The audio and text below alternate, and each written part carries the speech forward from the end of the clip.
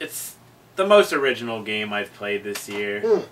So, I mean, check it out. Norland is my number 5 in all its masturbating glory. I love the concept of a game where part of the gameplay is you have to manipulate your controller to jerk yourself off. That's just a fantastic concept. It really, really is. It's something that games don't do. They shy away from that stuff, right? We haven't seen a lot of that except since Japan. We haven't seen a lot of that since like the old Nintendo days where, anybody could make a game for Nintendo and they make these porno games. Yeah, exactly. Like a game where you just keep pressing a button and you screw someone. Well, you don't see a lot of that. I mean, that's where the indie... I do, because I have emulators. But the indie community comes in and saves the day. There you go. Oh. I can't remember the guy's name, but apparently he makes a lot of really original games like that. I don't know. I know you're not watching this, but if you are, you make really cool games. Good man. All right, so that was our number 5, and I know everyone's, yay, they're almost done. Halfway. Halfway home. A little more than halfway home. Number 4, Game of the Year. Speaking of games that have really cool concepts, my number 4 game is a PC game that's not... I mean, it's a browser-based game, so it's not even something that you really have to download. We might even throw the link up in the description or something to get it. It's over at, I think, Congregate Games. Can't remember. I believe is what it was. You probably find it in a ton of other places too. It's a game called Loved. And in Loved... Thanks, Butler. Thanks, Butler. He yes. this one out. Butler is the one. So Butler is probably, yay, he's going to talk about Loved. Loved is a great little game. It only takes about 5 minutes. Maybe even less if you're a better platformer than I am. It probably shouldn't take that long. It's a game where you're asked questions like, are you whether you're a man or a woman? I'm both. Or both. Doesn't really give you that option. I wish it did. But if you're both, then yes. But and then it asks a couple of questions, and then it takes you into this platformer, and this voice, this unseen thing, is giving you directions. And it's up to you whether you follow the directions or whether you don't. There's obstacles that if you run into, then you get smashed apart into a million little bouncy balls, and then you have to restart. But and like I say, it's up to you whether you follow the voice's directions or not. If you don't, the game tends to be easier, and it's easier to see everything. Like nothing changes. It makes the game becomes easier for you. If you don't follow the directions, like if it tells you to throw yourself into these barbs and kill yourself, and if you don't do it, the voice insults you, calls you an ugly creature usually, and which isn't a lie. It's not a lie. I mean, I'm used to it, but so am I. The game calls you an ugly creature, and the game gets more difficult. The background starts to break up, and you start seeing all these colors. I should mention the whole game's in black and white, unless you don't follow directions. If you don't follow directions, you start seeing these colored blocks, and it gets right fuzzy and everything in the background. Which, I meit's a really cool. There you go. I'm using your word now. Cool. It's cool, man. Just a a really fantastic concept for a game. I'm not going to pretend that I totally understand the meaning behind the game. I have to do more research on it. All I know was that I loved playing it, and it was an awesome experience, and loved what the game was trying to tell me. The little bit that I did pick up, that like you can just follow along and make life simple, or if you don't, life might be more difficult. Life becomes more complicated, but it's more colorful and it's more dynamic. Yeah, I think that's the gist. I think you pretty much got it.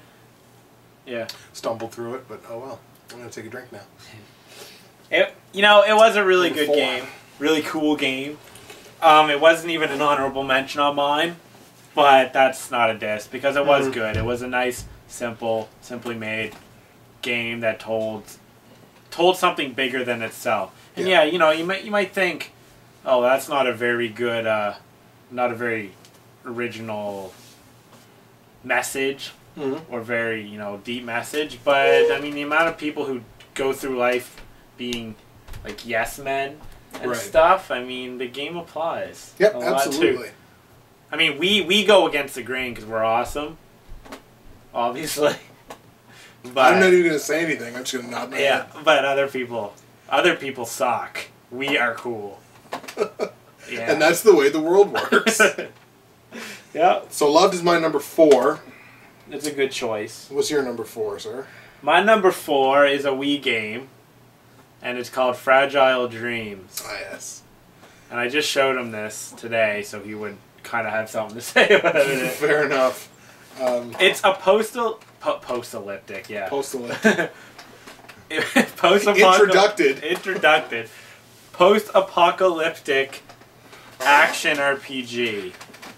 Where it's kind of a, you know, where the emphasis is on atmosphere. I mean, you're in a really depressing world, and even though the graphical power of the Wii isn't that of the PS3 or the Xbox, I mean, the art design in Fragile Dreams is amazing. I mean, some of the voice acting is a little eh. Sometimes they talk too slow, but it's just a story. Too slow. That was Animal. Yep. It's just the story. It's all about the story, like any good RPG should be. I mean, the RPG elements are very slight, nothing too complicated there. And I mean, the battle system is very simple. I mean, it should have a lock-on button, but it doesn't. But basically, just press A. Your weapons break occasionally. You know, it's just... The music is fantastic. Like, I love the battle theme to it. It's not what you'd expect. It's not upbeat to get you ready for a fight. It's sad. It's very sad. It is really sad because you are alone in the world and you are fighting demons. It's basically like they're playing you your own funeral music. That's basically it. It's just a very disheartening thought. Exactly. And it's perfect in those ways. I mean, I saw critics only giving this like a 6.5. But I think it's pretty telling that from what I've seen in the game community, they've rated it 8 or 9.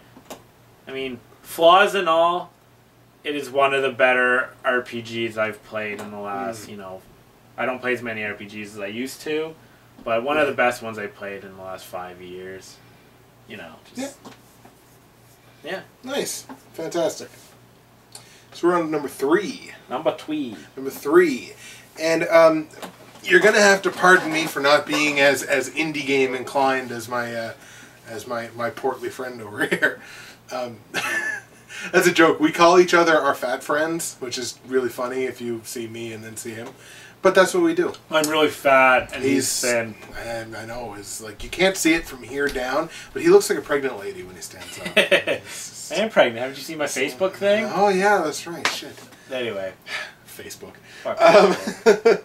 You're gonna, like I say, you're gonna have to pardon me for my last 3 games because my last 3 games are very like, ooh, they were the big releases this year. But legitimately, well, 2 of them anyways. But legitimately, my last 3 games here were the 3 best that I played this year. And number 3 on my list is Halo Reach. And I know a lot of the Halo fans are probably not, you know, probably look at me like, oh, boo. I've heard a lot of backlash against Halo Reach from Halo fans. Really? Who didn't seem to like it as much as some of the previous ones. I don't know. The way that I'm playing it is Halo Reach was really my first big experience with Halo because I'm not an Xbox gamer. You know, I have a PS3 and a PS3 only. So this is really my first experience with Halo. And, I mean, this was great. 2 of us played the co-op campaign straight through. Had a ton of fun. The co-op campaign was fantastic. Especially the last level. And the last level is what really got the game over for me. You know, where you go into every level and you have your instructions or whatever. You go into the last level and the only instruction they give you is survive. And that's just sort of it was a beautiful foreshadowing to the ass raping we were about to take. So I still think we should have survived so much longer in that last level. Yeah, I was caught off guard. Yeah, not gonna lie. Pretty much.